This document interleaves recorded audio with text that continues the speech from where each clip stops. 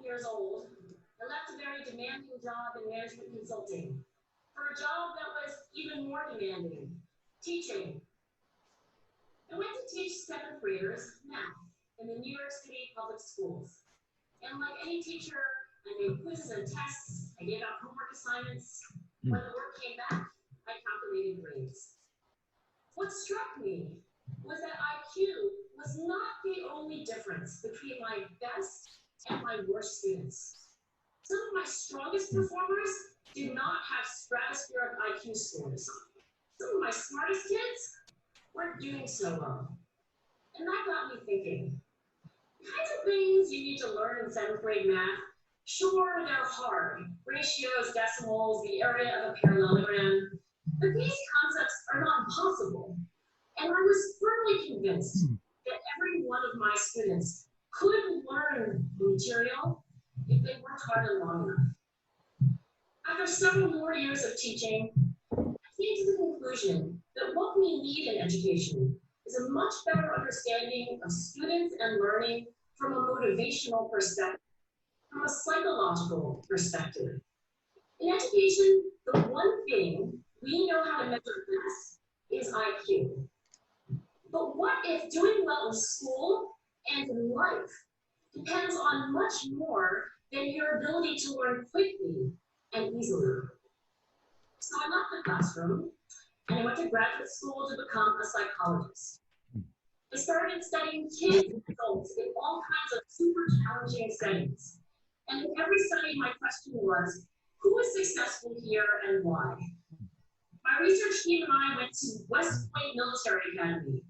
We tried to predict which cadets would stay in military training and which would drop out.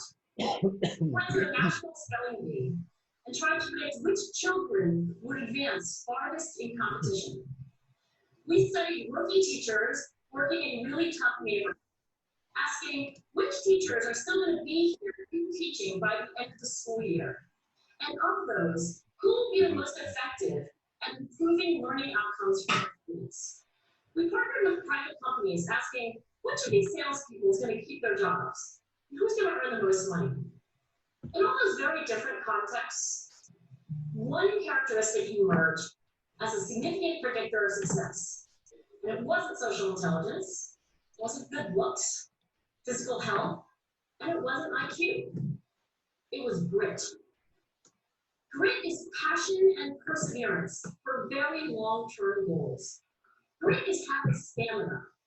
Grit is sticking with your future, day in, day out, not just for the week, not just for the month, but for years, and working really hard to make that future a reality. Grit is living life like it's a marathon, not a sprint. A few years ago, I started studying grit in the Chicago public schools. I asked thousands of high school juniors to take grit questionnaires, and then waited around more than a year to see who would graduate. Turns out that grittier kids were significantly more likely to graduate, even when I matched them on every characteristic I could measure. Things like family income, standardized achievement test scores, even how safe kids felt when they were at school. So it's not just at West Point or the National Spelling Bee that grit matters, it's also in school, especially for kids at risk for dropping out. To me, the most shocking thing about grit is how little we know, how little science knows about building it. Every day, parents and teachers ask me, how do I build grit in kids? What do I do to teach kids a solid work ethic? How do I keep them motivated for the long run? The honest answer is, I don't know. What I do know is that talent doesn't make you great. Our data show very clearly that there are many talented individuals who simply do not follow through on their commitments. In fact, in our data, grit is usually unrelated or even inversely related to measures of talent. So far, the best idea I've heard about building grit in kids is something called growth mindset. This is an idea developed at Stanford University by Carol Dweck, and it is the belief that the ability to learn is not fixed, that it can change with your effort. Dr. Dweck has shown that when kids read and the brain and how it changes and grows in response to challenge, they're much more likely to persevere when they fail because they don't believe that failure is a permanent condition. So growth mindset is a great idea for building grit, but we need more. And that's where I'm going to end my remarks because that's where we are. That's the work that stands before us. We need to take our best ideas, our strongest intuition, and we need to test them. We need to measure whether we've been successful, and we have to be willing to fail, to be wrong, to start over again with lessons learned. In other words, we need to be gritty about getting our kids grittier. Okay? Good morning, everybody. I just wanted to start today with a video, and the reason was essentially that I feel grittiness is a great predictor of performance above and beyond the HR process. Angela Duckworth, who you just did saw the video from TEDx, you can definitely look her up on TEDx. I've put the link in the chat for anyone who's interested. She also wrote a book on grit, which includes an interesting survey. She was able to predict performance in multiple industries and even in the military for places like West Point, for example. There's two other books I think that are really useful in this area. Surrounded by Idiots, which is based on the DISC profile that Thomas Erickson's father, I believe, created, which is a great way to understand people. And it's in multiple languages if you don't speak English. And then one strictly from my, I guess, sales bent, which is the 80-20 principle. This is the most updated version. But good morning, everybody. We're now at 8:06, so I thought we would go ahead and start with, oops. First of all, a special thank you to Rick Gregson and Brandon Sancioni for starting AutoHub. Rick has decided to move on, just so that you know, and Brandon, as we know, has an $8 million building to pay for, so he's focused on that. We're introducing today our new speaker, our new co-host, and that's Jeff Polo.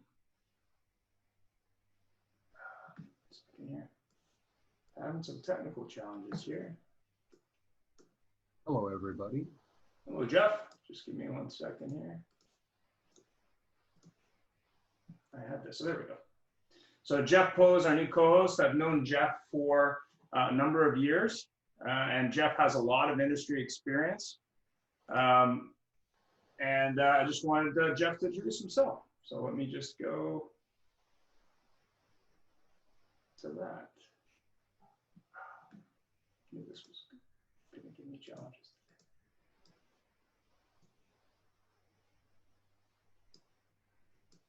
Well, I'll just sort of break the awkward silence there. Hello, everybody. I'm glad to be here. As it says, my name's Jeff Polo, located here in sunny Vancouver, along with Ian. And I'm really pleased to be here and carry on what Brandon started and Rick continued with Brandon, and of course what Ian's building here too. I've been in the business a long time. I will admit to 30 years, and my favorite line is I entered the business at 6. I'm a lifelong car guy, and I always like to say I was born with oil in my veins. I've been through every position in variable operations, from sales through business manager, through sales manager, GSM, GM, and I certainly feel that I can bring a lot to the platform here. I've worked with dealer groups, with individual single point stores, and have a very lucky position of knowing really how the things work differently. It's fun to be here. I think Ian's a pretty cool guy, and definitely the technical brains of the operation. And I think this is a terrific platform for people from all over to get together and to just pick up on things. And the beauty I like of this platform is the fact that it's not a sales platform, which you will see in one of the slides later on.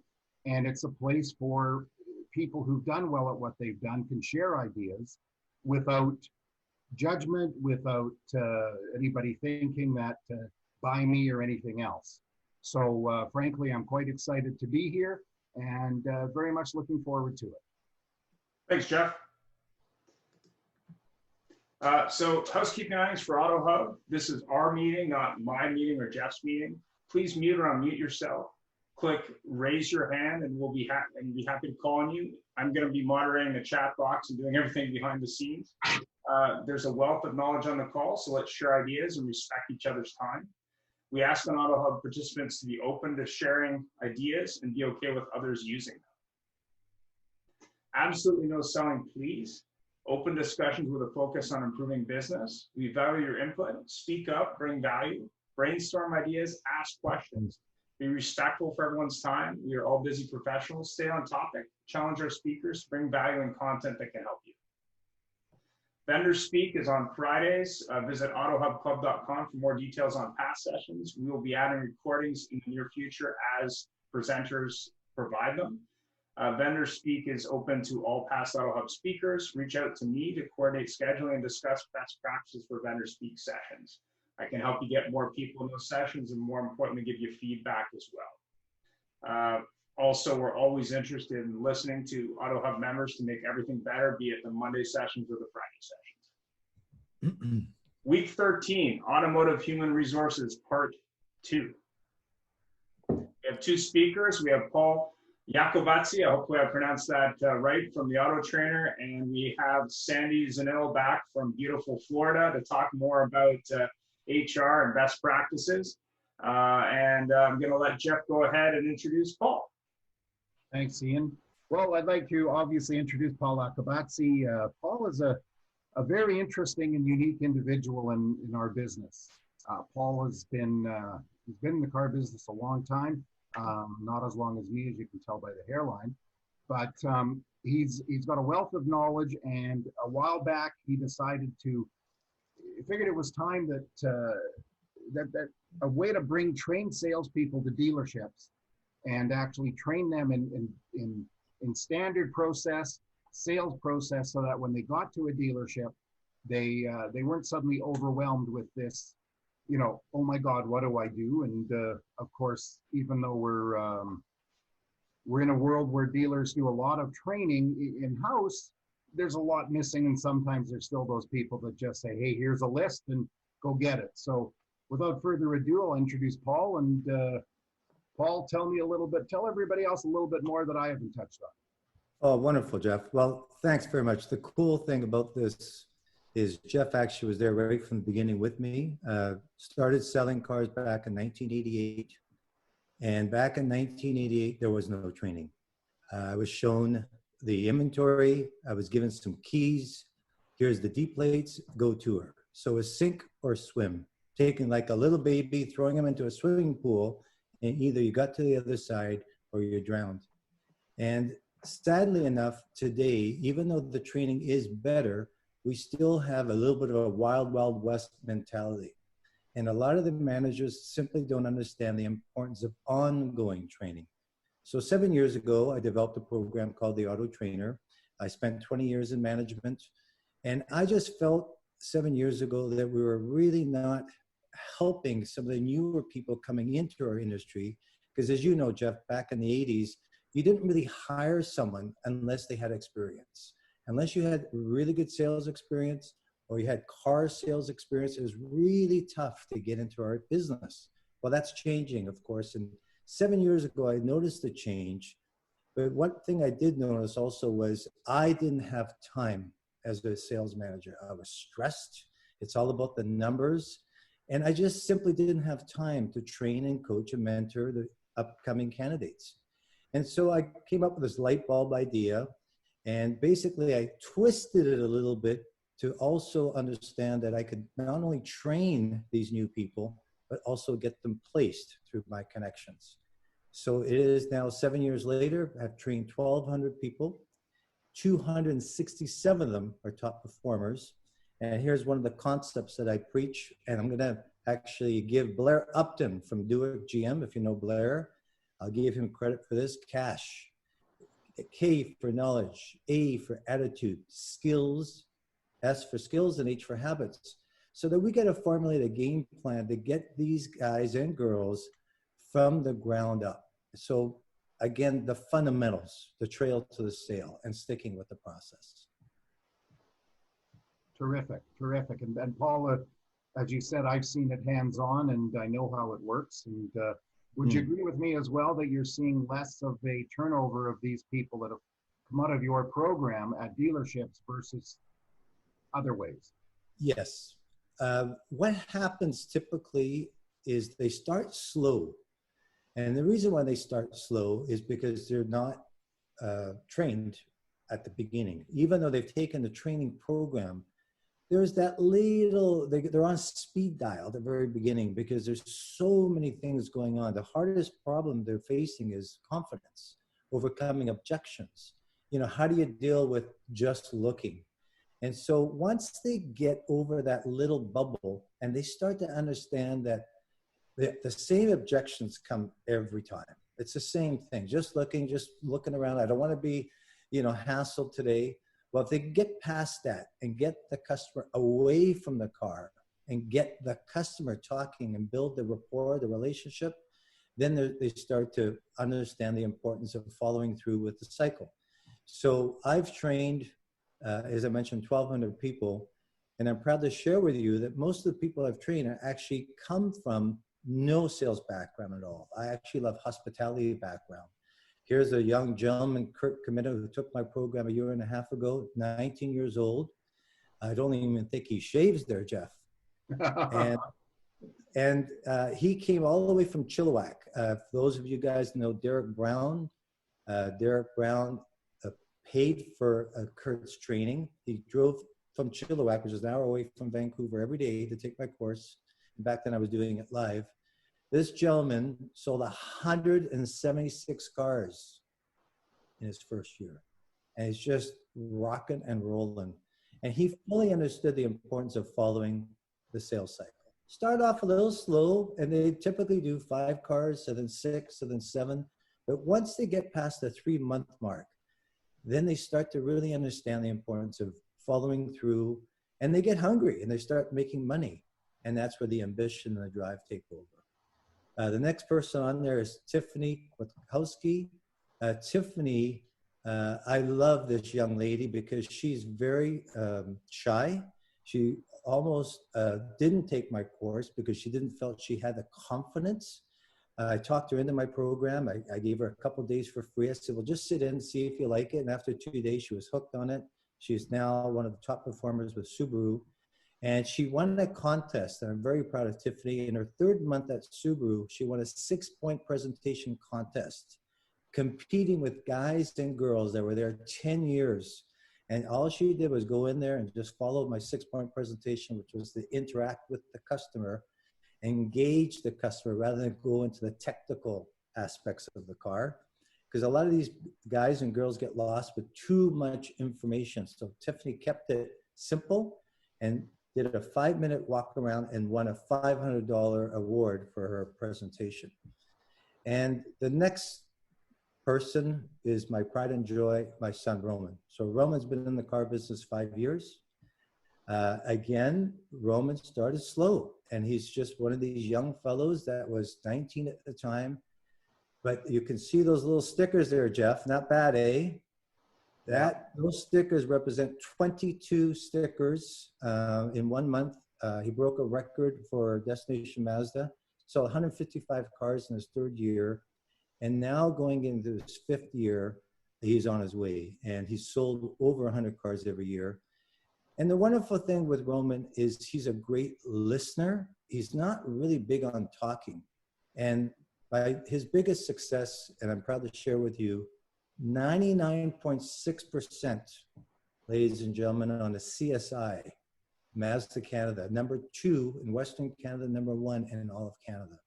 So it's not just about selling.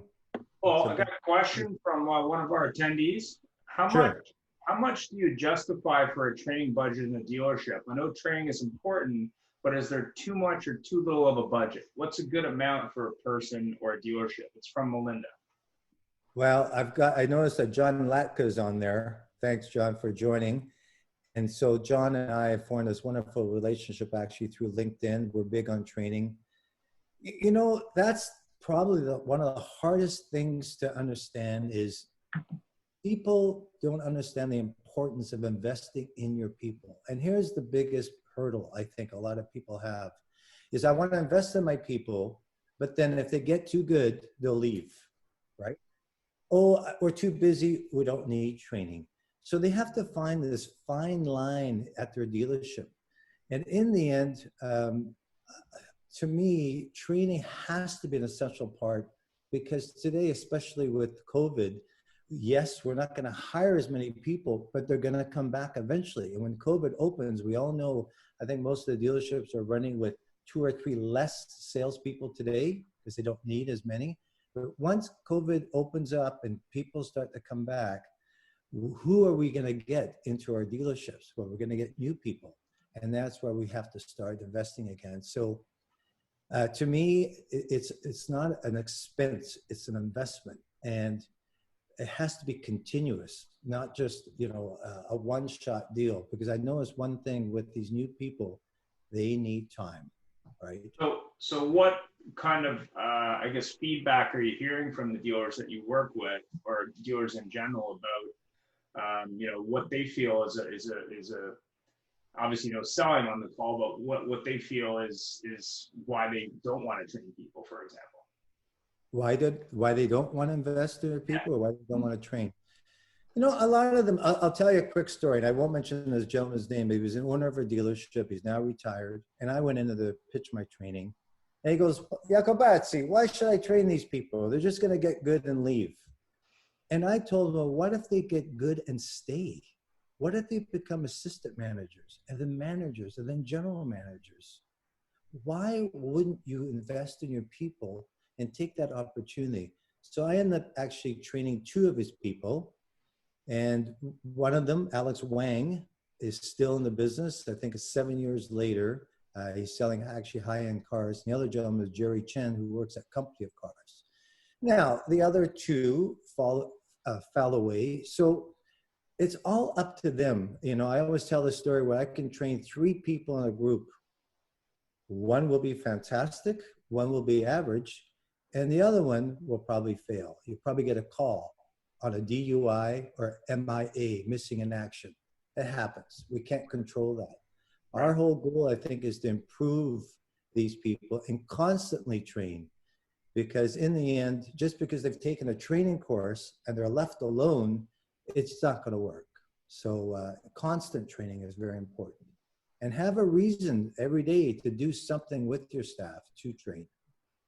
And I have another sort of comment from Asif.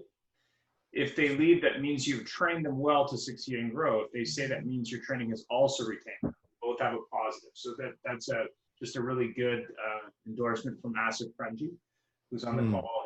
He's from Okotoks. Right. And I think Jeff had a few questions too for Paul. I certainly do. One thing that was said in there too, that there's this cliche that says, you know, like you mentioned, we train them, and what if they leave? Well, what if you don't train them? Yeah, They'll leave anyway. So yeah, that's and if right. they're happy, happy people. Or Jeff, even worse. Sorry, what if they don't train and they stay? Isn't that even worse, right? So Paul, it was you mentioned something there. Is now with COVID, everything's different. Perfect segue into this is how can we bring in new hiring practices during COVID? Okay, well, I created a really cool concept years ago called a career fair. And what I do is I work hand in hand with dealerships that are looking to hire. So for example, if a dealership is, you know, I typically with groups that are big, but I've done it with small stores too. If they need 2 or 3 people, and actually I did it with Brandon years ago at Murray Honda when he was manager there. And so what they needed were 3 people. So I got together a career fair idea. And what I did was I basically advertised on behalf of the dealership. I did a career opportunity. I met all these candidates for an hour. After meeting them for an hour, they got 5 minutes of fame to kind of sell themselves. So the managers left the meeting, basically called these people back and did a one-on-one interview.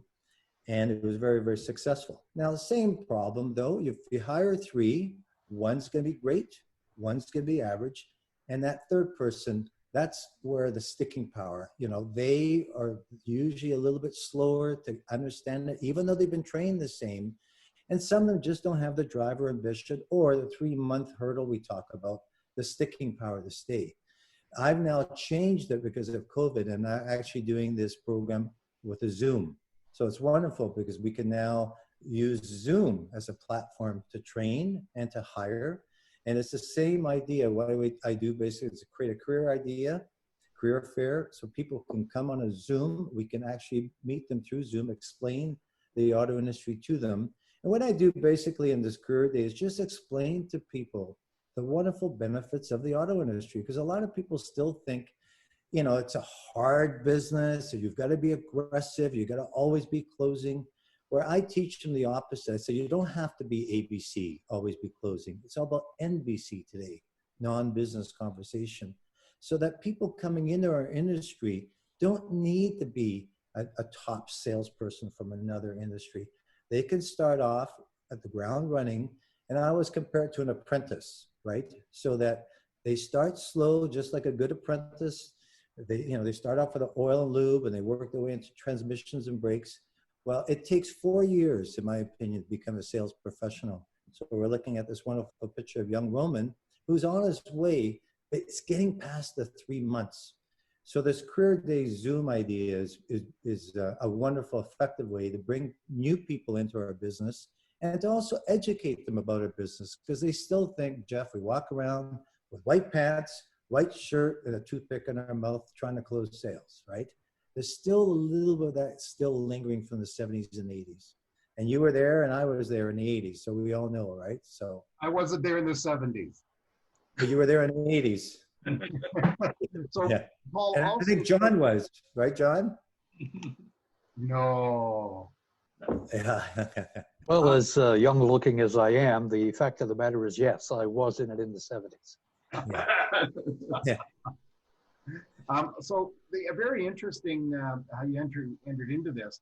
What do you think are the best ways to educate potential candidates? Because we talked about hiring people now. What about educating potential candidates? This is a business that is unlimited earnings and unlimited potential. I think you can tell by my passion that I love this business. I'm looking at people that I've trained that are making 6-figure income without a post-secondary education. And I'm comparing Roman's friends, for example, he's 25 years old. He's made $275,000, ladies and gentlemen, in the last 4 years. None of his friends that have gone to university, gone to college, have made that kind of income. In fact, they're paying off student loans. And I just love this industry because it gives us tremendous potential. By the way, you remember, Jeff, Michael Tran? Yep. Michael Tran's at Destination Honda. I hired him, I trained him. He's now a manager going into his 3rd year. I've now trained 15 people that start off in sales that are now managers. So I love this business, and I want to educate people to understand that this business has tremendous potential, not just for growth in terms of income, because the income will come, but managers. And we've got people in our business start off as lot attendants, work their way into sales, into management, and so on.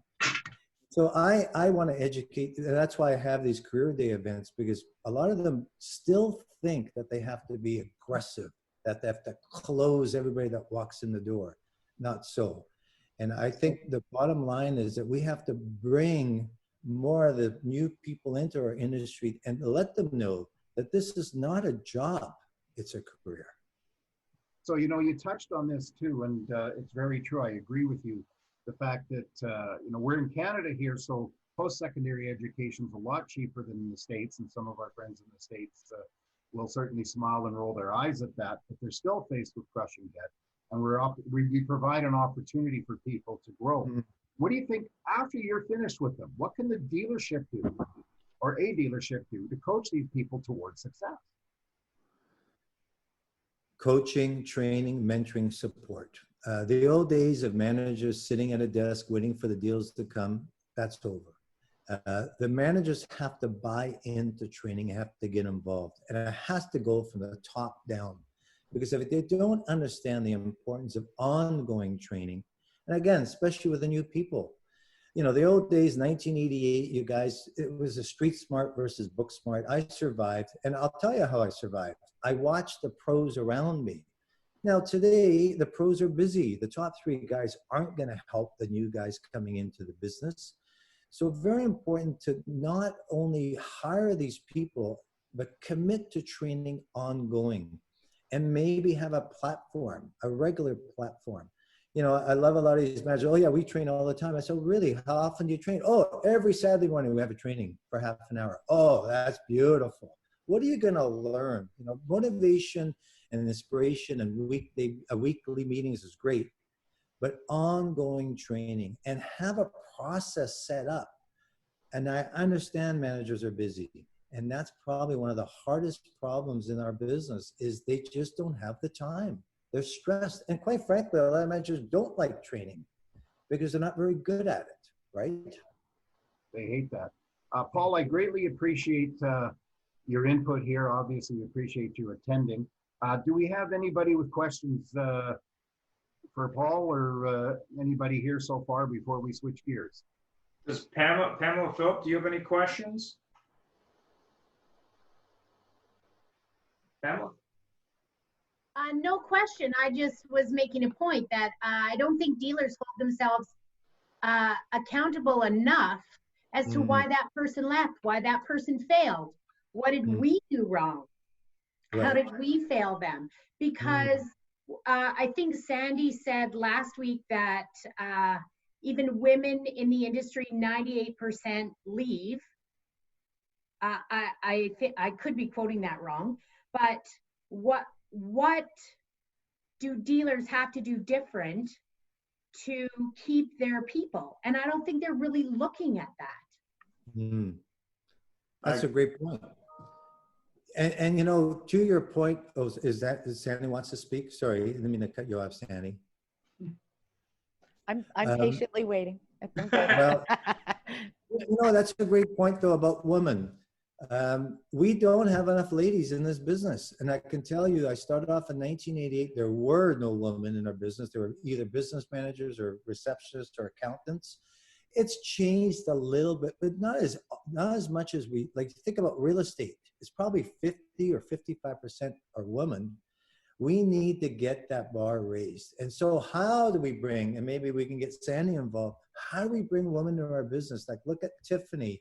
She's doing fantastic, but you know, a lot of women struggle with, oh, I don't know anything about cars. And so I don't know anything about cars, so I'm not going to make it. Well, it's not a car business. It's a people business. And women, by the way, are better listeners. They're more empathetic than men, typically, not always. And in the end, there are a lot of women in our business doing extremely well, but we have to have the opportunity to get more women in our business and understand the importance of, it's not talking, it's about listening and understanding the customer's needs, wants, and desires. And that's where the women are powerhouses, right? To that point, Paul, let's bring Sandy in the conversation. Talk a little bit about women in HR, but more importantly, women in the auto industry. Well, hello, everybody. I'm really glad to be here. And there's so much to talk about. There really is. And as far as, you know, the women and hiring, it is, I mean, it's clear to all of us that I think it's 17 to 19% of our entire automotive staffing is female, which is a very, very, where we make up half of the population. So obviously there is a disparity there. And we haven't quite gotten to how to attract and more importantly, retain women in our workplace. And I think that it's definitely, we could do a whole show on that, I think. So what do you feel is best practices in hiring staff in general, but more importantly, attracting women to the car business? Do you think? Well, you know, I love everything that Paul talked about, and there were a lot of and we're focusing on training, right? We're acquiring people, and then we give them to the dealership, right? And then they start. And I totally agree with Pamela. It becomes the dealership's responsibility. What are you going to do? How are you going to help these new employees succeed? And especially if they are new to our industry, how are you going to really teach them about relationship selling? Because I feel like that's what Paul was talking about. Like, I forget what you called it. No more ABCs, but NBC. NBC, Yeah, right? non-business conversation. So to me, it's kind of how are you going to continue that? And one of the ways that we can incorporate that mindset in our hiring as well is to create a place where, particularly these younger generations, because I think it's important that we look at our younger generations. I love that video, by the way, Ian. I thought it was pretty interesting. And one of the things that she talked about in that video is that people learn differently. And she talked about it in the very beginning before she really started talking about grit, right? And finding those. And I think that that's important to recognize too. Our younger generations, and when I say younger generations, I'm talking millennials and Gen Z, which in like 5 years will make up 70% of the worldwide workforce. Mm-hmm. That's important for us to remember, right? So I believe. And I talked a little bit last week how I have this other belief that we as an industry should try and turn our amazing ability and acumen for customer service toward our internal customers, who are our employees and our candidates, and in creating a place where they want to work. So incorporating that mindset can also be incorporated into the kind of place with a workplace that has like mentoring programs, right? We can utilize our top performers as mentors, as coaches for our new people. You know, there are a lot of different ways that we're so creative in this industry. You know, like I don't think there's any cookie cutter solution for any dealer, because one thing I know, and I think this spans US and Canada, is that every dealership or dealer group is unique. You know, we've got everybody's using a different DMS. Somebody has a different CRM. There's going to be a different training platform. You know, but making sure that people are engaged with the training is really important. Everybody hates meetings. I'm a big proponent of making it fun. You know, making your training fun, and you know, there's a lot of different ways you can do that. So fantastic. What changes do you think we need to make in order to attract and retain millennials and Generation Z, being that they're going to be, I think now they're about 50% of the population of North America, as they trend towards that 70%? Well, really, a lot of what I just talked about is about that. You know, about how do we create a workplace in so many different ways. You know, we've anymore. And really Gen X too. You know, I think it's important to understand the generations and their motivations, right? And what makes them tick, and why are they going to come and work for you? You know, we all know like what I was going to say about Gen X. Gen X kind of created the whole idea of work-life balance, right? Only we kind of we often, and I think I you know, sometimes I've become used to being the unpopular opinion because I am human resources, which in automotive isn't really well loved often. However, I really think that I hear so much about generations, you know, the generation that comes behind us. And I think that it's true of every generation. We are annoyed with the one that comes behind us, and annoyed with the one that ruined us for us that's coming in front. But what I really truly believe is that we have more in common, and when we look for those commonalities, then we'll be able to work together. But understanding what motivates the younger generations is going to be really important. Gen Z, for example, they're very financially motivated. You know, this is a generation, this is a pre 9/11 generation. They don't know a world without prior to 9/11. They are used to a world where school lockdowns are like normal. Right.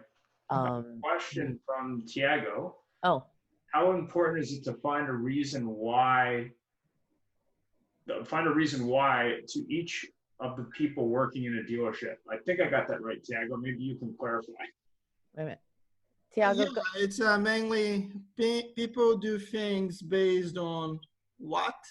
So what is the job? Like Paul was saying, this is not a job. It's supposed to be a career. So how important it is to find a reason why, a purpose, when you're training the people in the dealership? Tiago, I think that is such a great question on a lot of different levels. You know, as a leader, what I'm seeing your question is helping your new employees find their personal why, right? We talk about that a lot. Like, why are you doing what you do? Why do I, you know, my first why is my daughter, right? Because I want to provide a life for her. So I work as hard as I possibly can. My second why is because why I do what I do, I want to make a difference, right? It's important to me to make a difference. So as a leader, I think that it is important to help people find their why. To me, that's like the definition of leadership, and then influencing them to help them achieve it. And you know what, if it ends up being not in this industry, you're still helping them. You are still being a leader, you know? So I think that's such a great question. And so I think it's super important, actually. Thank you for the question, Tiago. Just a really quick comment, Sandy, as well, just to kind of flow through, if you don't mind, is if some dealerships are still thinking about what they're going to do with the millennials, they've almost missed the boat. Yes. Because the oldest millennial is almost 40 years old now. And there's a whole other generation coming. And if you're just trying to figure out how to train your 40-year-olds now, you might want to skip and get moving on, because we've been preaching the millennial story for so long, we almost missed it. Because it is true, all these generations think so differently, and the millennials are older than we think. But anyway, good seeing you again this morning.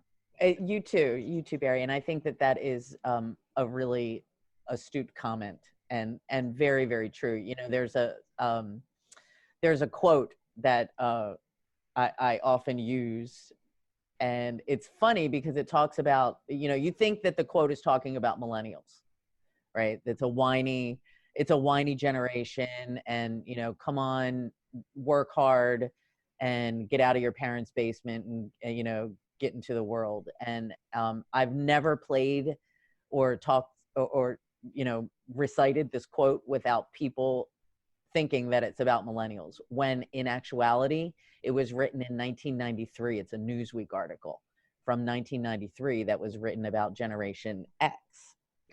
You know, so we have these preconceived notions, and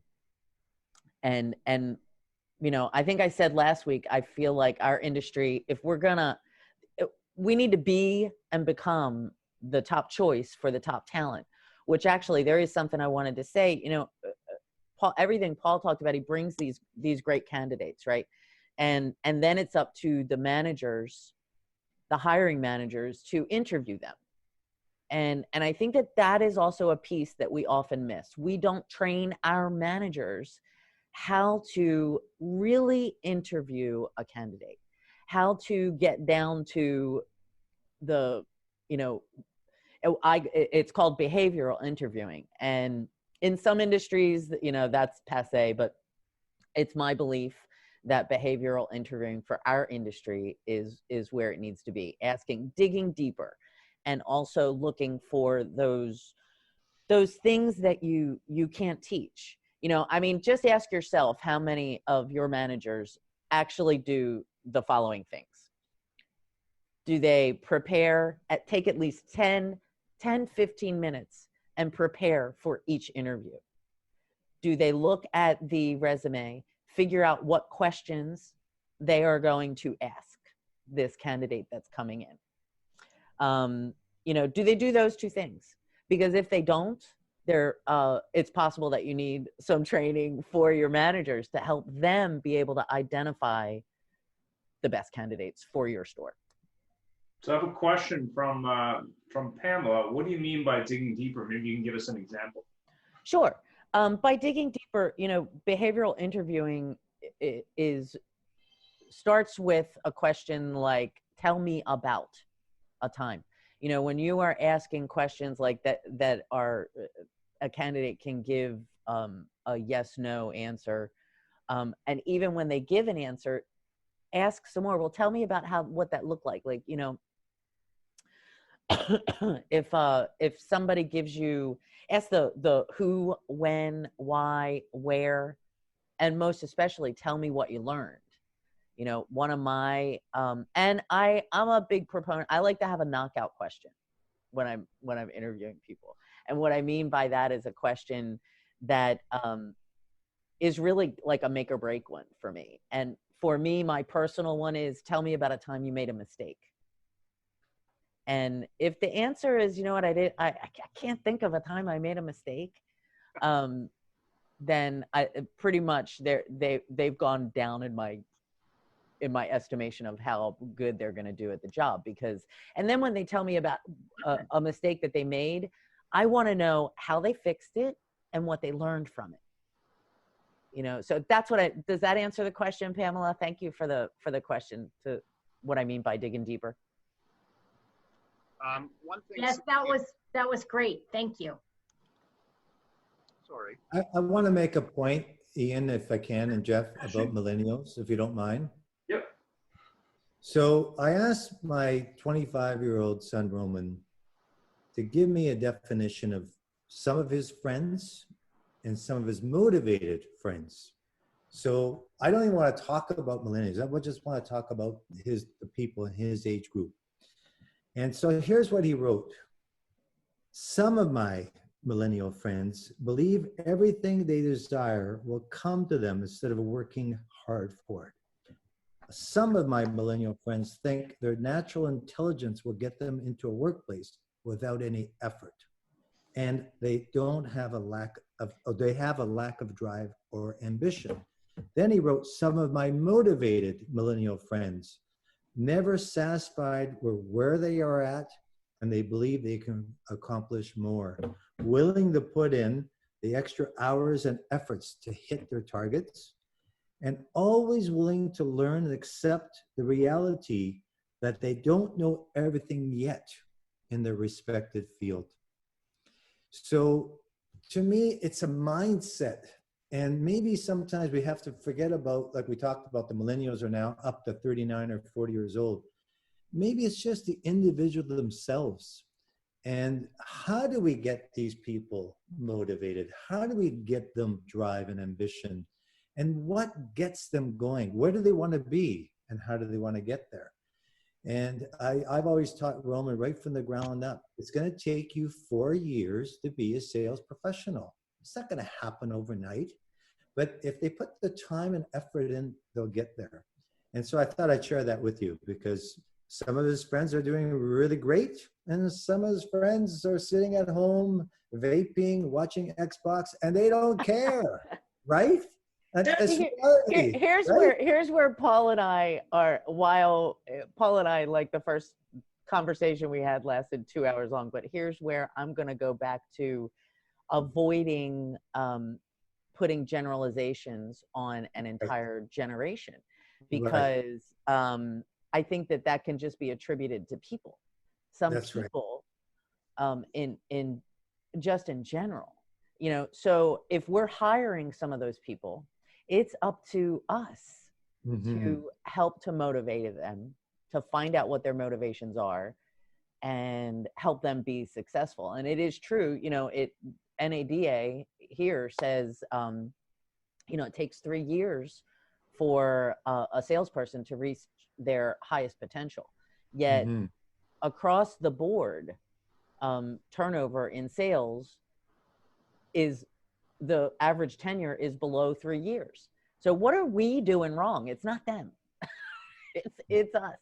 No, and to back you up on that, Sandy, I think one of the things that we as leaders need to realize is what are their personal goals, because their personal goals aren't my goals. If you've got somebody who's never taken their family on a vacation, on a tropical vacation, and you tell them, look, you hit these 3 markers and you do it in this timeline, I'll pay for half the trip. Or somebody's getting married and you say, you know what, if you hit these markers, if you sell your 120 cars like we've targeted you this year, tell you what, I'm buying your wedding dress. Whatever it is, make it relevant to them, and you will be blown away how they step up to the plate. And because you now have a shared goal. It's not about the owner getting a new boat, and it's not about him driving a nicer car. It's their goal, and you've backed them up. You know, Right. earlier in the conversation, you just said shared goal. And I think that, and earlier in the conversation, there was some talk about our culture and about how it's often cutthroat, and we're not often helping each other. And I had a conversation yesterday with a sales person who is living in that kind of a culture where it's, you know, the top salespeople are over the shoulder of the newer salespeople, as instead of lifting them up, right? They're and I think that if we look, because what's important is the dealership, right, and the success of the dealership as a whole. And when you can create a culture where all employees have that goal in mind, right, then you can work together. And you know, maybe some people think I live in frou-frou land, but I've actually like I've seen that work. I've seen that actually happen, and it's pretty amazing. It can be pretty amazing, and I think that this industry is pretty amazing. And if any industry can do that, I think it's automotive. I really do. And I think one of the struggles we always sorry, go ahead. And a question from Pamela. We each measure success in different ways. I believe we have to figure out what measure is for each person. I think that's a great point. But go ahead, Barry. It's true. No, I was just going to comment that, Sandy, on what you were saying is so many times if you go into a established dealership, you're probably going to find a 50-year-old guy running the floor from his desk on the sales floor, not the sales manager or the GSM or anybody actually truly running the floor. You'll leave a session of training and they'll all gather around his desk and he will tell everybody how you don't need to listen to them. Here's how we're going to do it. Here's how it's going to happen. And I think that is the root of all of it. If we don't change that, we will never, ever, ever change anything. Because just as soon as that person retires, leaves, whatever, that someone else slides into that position. And we always have that I don't want to call it a cancer, but that eating away at what we're trying to accomplish and never really getting the movement that we think we're going to. So, you know, I'm sure Paul sees it every time he goes into a dealership. He's like, well, first of all, get rid of that guy, and then half your problem's fixed. We'll solve it all moving forward. I was trying to get rid of one of the salesmen that was selling 3 cars a month. He'd been there 10 years. So I was doing some consulting with this dealership. So I went to the owner. I said, why is this fellow still here? He sells 3 cars a month. He's been here 10 years. You know, his answer was, well, he brings me Starbucks in the morning. He brings me Starbucks in the morning. And I said to the gentleman, I will bring you Starbucks unless he takes my training course and we get him back to square one because he's doing everything wrong. I see it. Because what happens in our business, guys, is we all know, you know, we hit that burnout mark. And usually it can happen around the 5 or 6 years. It's a tough business. You know, you're dealing with a lot of stress in our business, all about the numbers. And you've seen, you know, the up and down curve with some of these people that aren't sticking with the process. And we all know what happens. And I know Jeff and I have talked about this a million times. They fall off the wagon. And now they think that they can do everything by taking the shortcuts. Well, shortcuts equals pay cuts. And the one thing I have to emphasize with my training is get back to the basics and stick with the basics because it works. I didn't invent the trail to the sale. We didn't invent the sales cycle, but guess what? The legend whoever created this thing, it's genius. It's so simple, but they fall off it because they think they know better. And like you were just mentioning, these pros, now they're teaching these guys, yeah, no, you don't have to go on test drives. You don't have to do a presentation. Just cut to the chase and sell them a car. Well, it may work for him, but may not work for these new people. And so that's part of the poison that you're talking about on the sales floor today, right?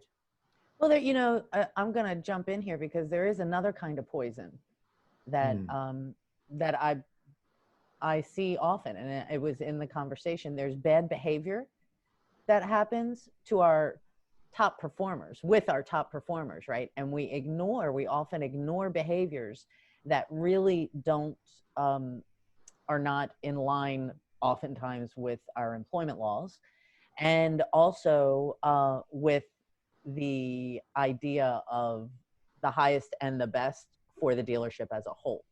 So that's another thing that I mean, I think we're lying to ourselves if you say that it doesn't happen.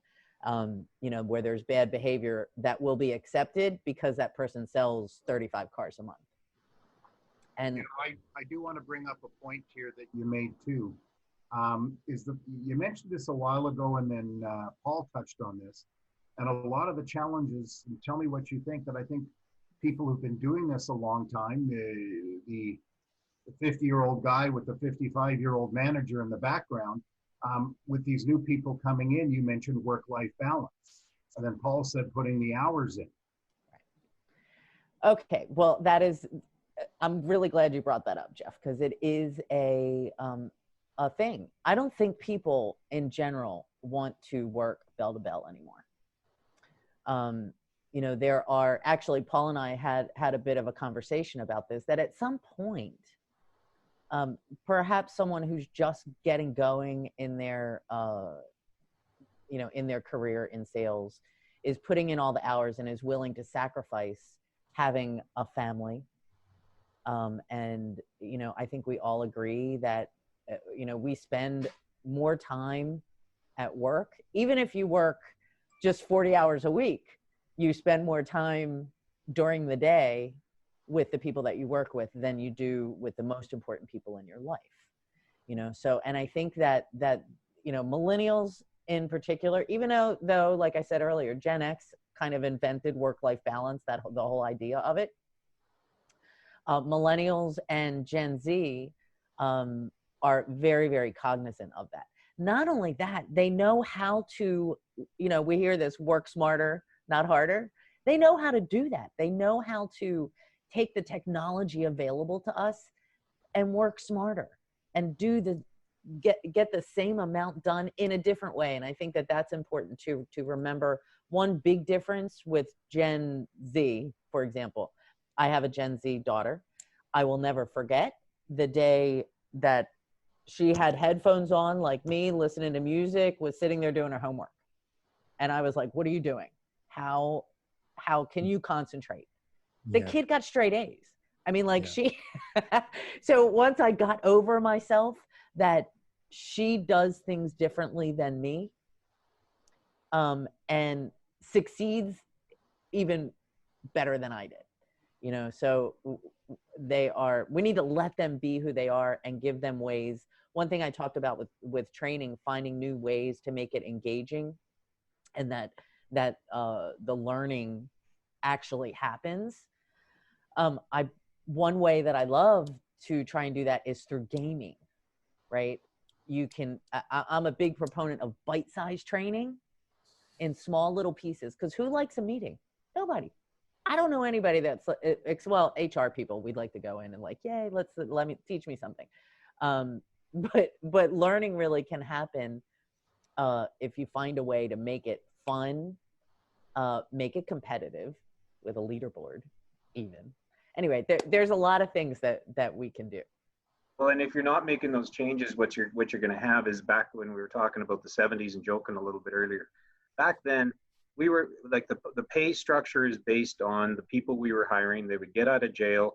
We would hire them because we didn't care. And the police car would drive through the lot and all the salespeople would disappear. And then they would go away for a while, and then they'd come back and they'd hammer out 50 cars, and then they'd go blow their paycheck and disappear for a week. But they'd sell cars, we'd bring them back. And we're still dealing with that pay structure, that environment, trying to attract millennials and younger, and it's never going to work unless you figure it out. The two collide head on. Yeah. Barry, the point of pay plans is, I think, is a really poignant and very important thing for us to remember. I mean, there are some dealers, and it depends on your area. You know, I know some.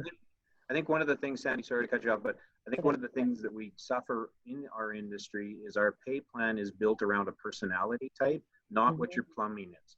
Right. And we're trying. It's not necessarily built around the younger generation's wants anymore. No, and because the unpredictability of it in today's world, our bills are so predictable and our income is unpredictable. There are 3 personality types that don't like that. And we need to make it so it's safer. And we could pay our people half as much, but guarantee them that income, and we would attract all 4 personality types.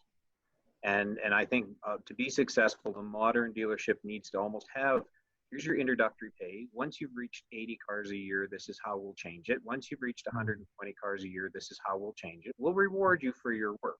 And once you get to the point you're pumping out $1.50, everybody's good. You're on 25% commission now. Your wife's not beating you up. Your husband's not beating you up. How come you don't know how much money you're going to make? We can't even buy a car because I don't know how good November is going to be. All these things that fight us when they go home. Yep. So, and in between there, add in, now you'll be a mentor to the people who are coming behind you. You know, there's a saying that a dear friend of mine says, you know, if I have one hand in front of me holding on to the person who came before, and I've got another hand back here bringing the person who's coming after me, I don't have any hand to do any stupid, crazy stuff, right? So anyway. It's another way to create career paths, what you just talked about, Barry. I don't mean to cut you off, but out of respect for time, it is 9 o'clock. We try to keep the meeting to an hour. Another great conversation. And of course, on AutoHubClub.com, you can check out the new website, watch past episodes, check out short clips, and obviously follow us on Facebook and Instagram. Any ideas? We're all ears. Thanks for another great session. Thanks, everybody. Thank you, everybody. Good to see you all again. Thank you. Bye now. Bye-bye. Bye.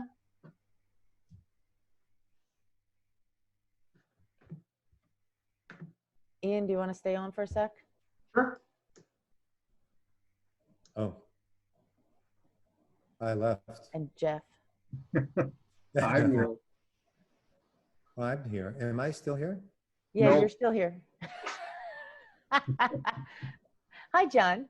Hey, John, what's going on? I thought that was great, Listen, guys. I'll let you guys continue. All right. And, I'll escape the meeting for now. All right. Thanks for coming. Thanks for joining us. That's a good. Thank you. So Ian totally thought about my friend Katie. I met her at NADA this year. Yeah, Katie's pretty awesome. We were probably, I mean, I of I course was about at, her session. we won an award for NABDAT, so she was there at the award ceremony, I think. Oh, did you? And another person really is another vendor who on this whole same idea would be Automotive HR, Stephen Warner. I can introduce you to both of them. Yeah, just go ahead and do that. And I'm Okay. happy to, I mean, we're obviously going to be doing more shows, so, you know, happy to have guests. And if they're interested, that's. Stephen has a applicant tracking,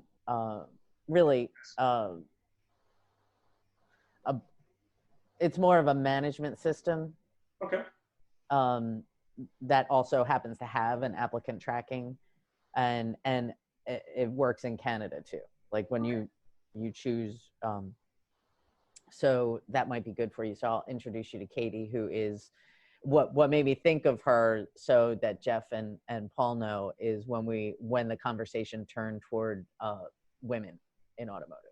Yeah, I mean, there's also another great lady. I don't know if you're familiar with her, but she's, I think I'm going to have her on. She has a call center company called the Car Girls. So she actually has her own company that's all women, just working with car dealers. But the company's called the Car Girls. Her name is Janice Showers. I've known her for years. Yeah, I don't know her. It's called what? The Car Girls.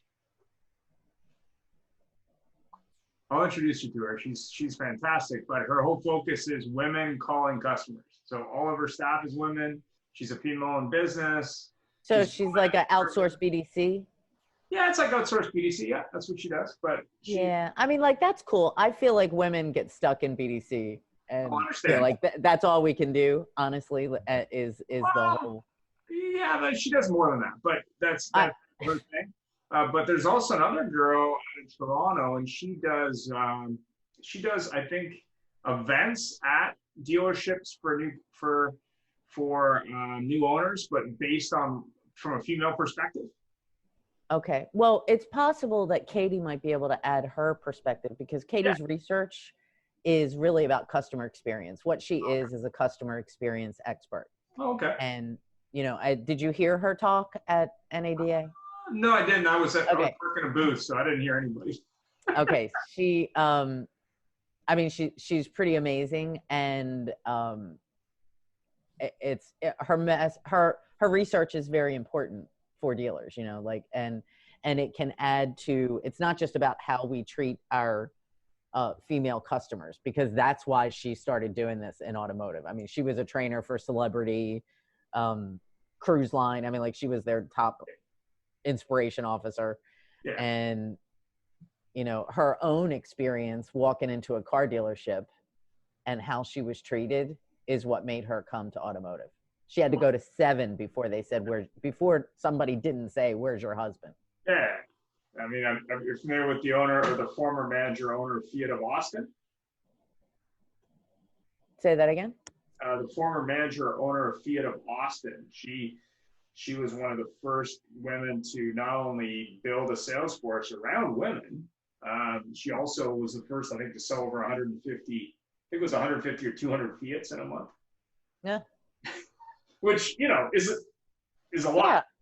Yeah. As far as really and truly, and I think that as we move forward, as far as, because the younger generations don't see, they're so diverse that they don't even know what we're talking about when it's about diversity. So if we apply all the things that we talk about to trying women outside of the industry. I'm sorry, I didn't hear you because I was in the middle of a sentence. Yeah, her whole idea was hire women outside of the industry, train them in a different way. It's female first. I mean, she was very progressive. I don't know if she's in the industry anymore, but I'm sure she was a speaker at NADA. She's been active for a long time. But she had a really different attitude towards retail, and very interesting too from the same point of view. She was like, just throw out the historic stuff and start from scratch, make it about experience. I'm going to hire people that work in malls and people work in whatever, and I'm just going to train them in a different way. And was very successful at it with a brand that was new to the U.S. And I really, in my opinion, just sort of recreated what retail could be, which I think is what Tesla, rightly or wrongly, and I've been studying them for years, did, which is like, we don't need a car person. We need someone who can interact with a customer in front of a computer screen for the most part. I mean, there's not a lot of what I consider a traditional process there, to the point where, I think the only piece of paper there was when you go on a test drive. Everything else is digital. There is no paper. So it's kind of interesting to look at these different models, but I'm always interested in having people with different opinions, because customer experience to me is the future of all retail, not just auto. If you're not looking at that, you're not training people that way. I'll send you an email introducing you to Katie and Stephen Warner. Yeah, and I'll dig up those two people. I mean, Janice is fantastic. She's going to be on a show at the end of the month. I'm going to have a show on call centers. So like outsource versus BDC. Mm-hmm. And I'm also doing a marketing show. I'm going to have Barry on it, I believe. He's going to talk about customer experience, multiple touch points. And then I'm going to have the gentleman in charge of autos for Kijiji Auto on to talk about how eBay helps dealers with auto. I've still got to go through the PR thing, but I think it's okay, cool. And the other thing about Katie, she's in Canada. Yeah, I met her at the show. I'm almost positive I sent her a request, but I saw some posts from her that was interesting, and I did meet her at that event. I was, Yes, Stephen Warner actually won. I was kind of not really mingling. Guys, I gotta sign off. Paul, But yeah, thanks I for gotta coming go back. too. We'll be Good in to see you, touch. Paul. Okay, Andy, see you again. thank you. Thanks, Paul, it was Ciao. great to see you again. Thanks for everything. See you. We'll be in Jeff, touch. really Bye. nice to meet you. Pleasure's all mine. Thanks. Have a happy day. You take care.